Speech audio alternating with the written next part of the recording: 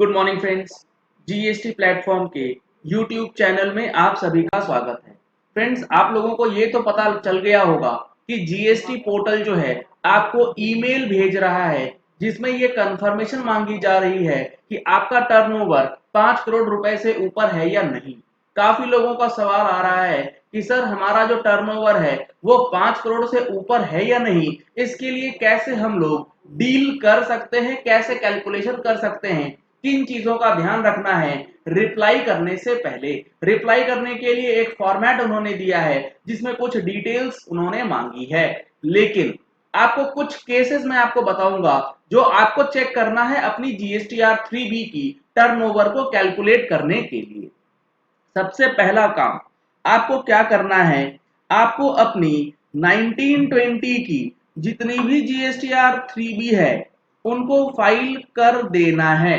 अगर आप ये रिटर्न्स फाइल नहीं करेंगे तो कोई भी कैलकुलेशन काम नहीं आएगी और एक्स्ट्रापोलेशन मेथड से आपका टर्नओवर जो है वो डिसाइड किया जाएगा। एक्स्ट्रापोलेशन मेथड से टर्नओवर किस तरीके से डिसाइड होता है इसकी सेपरेट वीडियो मैंने आपको जीएसटीआर 3B के अंदर बहुत ही डिटेल में बताई है, जिसका लिंक ऊपर आई बटन में दिया गया है।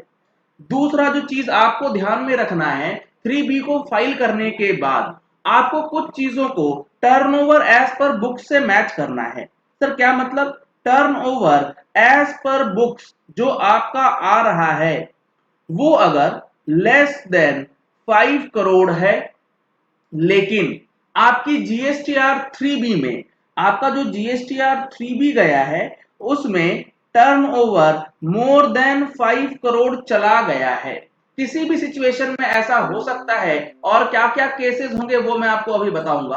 अगर ऐसा है यानी कि एक्चुअल टर्नओवर 5 करोड़ से कम है, 3B में 5 करोड़ से ऊपर है, तो आपको ग्रीवेंसेस के अंदर उस टेबल के अंदर जो डेटा मांगा गया है, pan number, GST number associated with pan, आपको मैं बता दूं क्या क्या रिक्वायरमेंट उसमें दी गई है। आपको पैन नंबर डालना है, इस पैन से जो भी जीएसटी एसोसिएटेड है वो डालना है, डेट ऑफ फाइलिंग जो आपकी है 3B की वो आपको डालनी है, और आपके हिसाब से जो टर्न ओवर है ना उसका कैलकुलेशन आपको उस टेबल के अंदर डाल करके ग्रीवेंस लॉन्च करना है। लेकिन टर्नओवर को कैलकुलेट करने के लिए आपको कुछ चीजों का ध्यान रखना होगा। पहला कंडीशन क्या है, लेट सपोज आपका कोई टर्नओवर था जो कि आपके 1819 का था। आपने क्या किया, उस 1819 के टर्नओवर को गलती से 1819 की जगह पे 1920 में रिपोर्ट किया है। तो इसका मतलब ये हुआ कि आपका टर्नओवर 1920 का जो एक्चुअल है वो 5 करोड़ से कम है, लेकिन 3B में 18-19 की टर्नओवर को चूंकि 19-20 में रिपोर्ट कर दिया गया है, इसीलिए आपका टर्नओवर जो है वो इन्फ्लेटेड है इन 3B। सर इसका रास्ता क्या है? इसके लिए मैंने आपको पहले भी बताया था, अगर आपने हमारी जीएसटीआर 99C का जो ऑनलाइन वेबिनार होता है अगर आपने वो अटेंड करा होता तो आपको ये चीज पता होती कि अगर आपका कोई टर्नओवर 18-19 का मिस आउट हो गया है या किसी भी ईयर का, तो आप उसके लिए DRC 03 का रूट ले सकते हैं। अगर आप ऐसा करते हैं तो आपका टर्नओवर जो है वो इन्फ्लेट नहीं होता।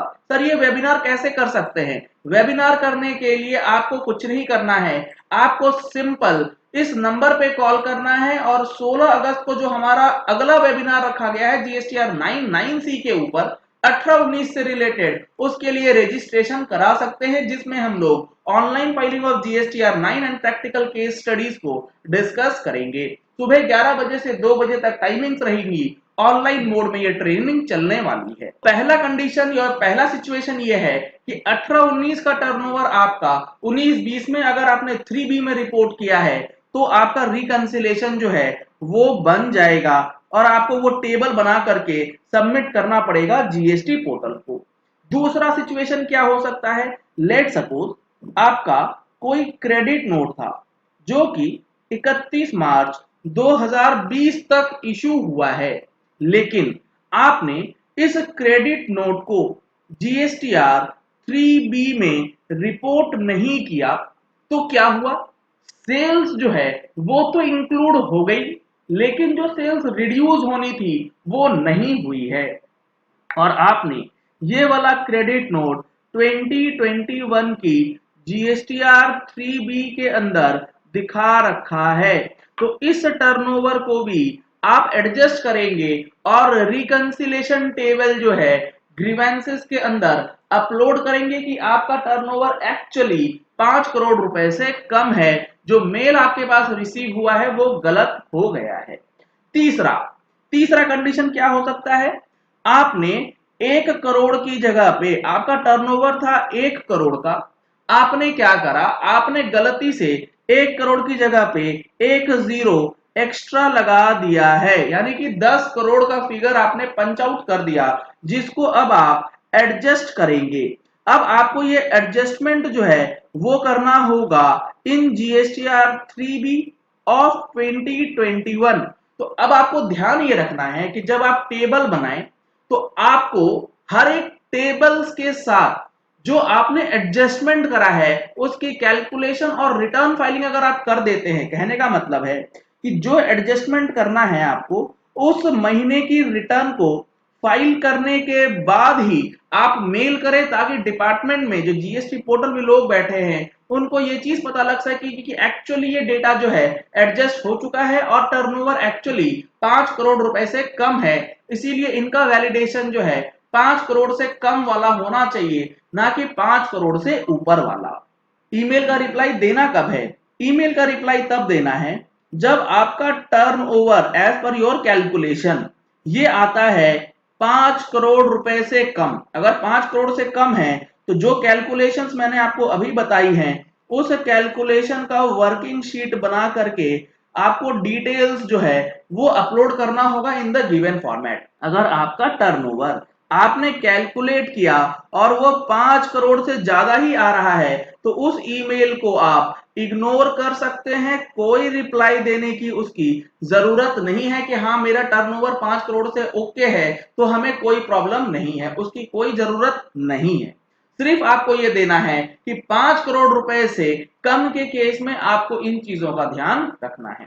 जैसे मैंने आपको क्रेडिट नोट के बारे में बताया है, सिमिलरली आपका जो डेबिट नोट है उसके अंदर भी ये चीजें निकल के आ सकती हैं कि अगर आपका कोई डेबिट नोट है यानी कि सेल्स से रिलेटेड कोई वैल्यू इंक्रीज हुई है जो कि 31 मार्च 2020 के डेट का है, लेकिन आपने उसका एडजस्टमेंट करा है 2021 में, तो वो आपका ऐड हो जाएगा टर्नओवर के अंदर for the purpose of calculating the limit. तो इन चीजों का आप ध्यान रखते हुए अपना ईमेल जो है वो ड्राफ्ट कर सकते हैं, अपना जो ग्रीवेंसेस है उसे ड्राफ्ट कर सकते हैं। अगर ग्रीवेंसेस को ड्राफ्ट करने में कोई परेशानी आती है तो उसके लिए आप हमारी पेड मेंबरशिप की सर्विसेज ले सकते हैं और उसमें आप अपनी क्वेरीज जो है मुझसे पूछ पाएंगे, हमारी टीम से पूछ पाएंगे, वो आपको हेल्प करेगी। अगर आपने हमारे चैनल पे फर्स्ट टाइम ट्यून इन किया है तो चैनल को सब्सक्राइब करने के लिए नीचे दिया गया है रेड कलर का सब्सक्राइब बटन, उसे प्रेस कर लीजिएगा। साथ में जो बेल आइकन है उसे प्रेस कर लीजिएगा ताकि वीडियोस की नोटिफिकेशन आप तक रेगुलरली पहुंचती रहे। Thank you and have a nice day.